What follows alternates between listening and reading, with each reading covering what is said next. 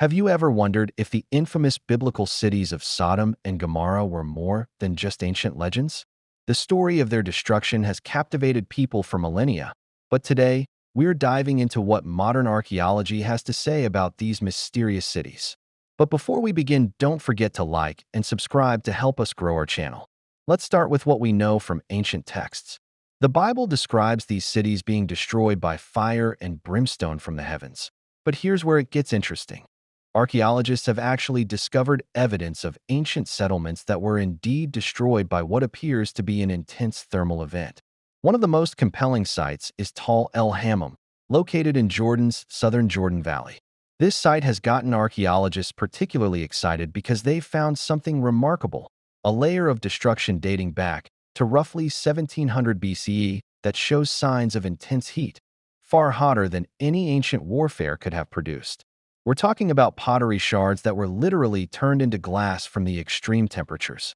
But here's where the plot thickens. Some scientists have proposed that this destruction might have been caused by a cosmic airburst, essentially a meteor exploding in the atmosphere.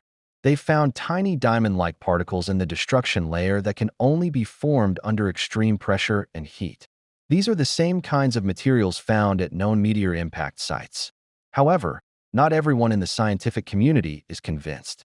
Some scholars argue that these findings are being interpreted through a biased lens, trying too hard to match archaeological evidence with biblical narratives. They point out that the dating of el-Hammam doesn't perfectly align with the estimated time period of the biblical account. Another proposed location is near the Dead Sea, where researchers have identified 5 cities that were suddenly abandoned around the same time period. These cities show evidence of burning and destruction, but again, the debate continues about whether this destruction was natural, man-made, or something else entirely. What makes this investigation particularly challenging is that the Dead Sea region has been geologically active for thousands of years. Earthquakes, natural gas pockets, and petroleum deposits could all potentially explain some of the destruction patterns we see.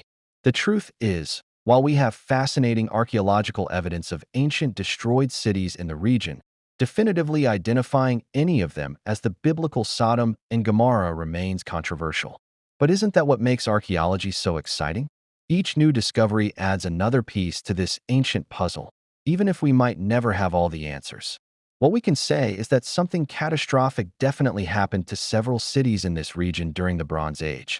Whether these events inspired the biblical narrative or whether we're still looking for the real Sodom and Gomorrah, remains one of archaeology's most intriguing mysteries.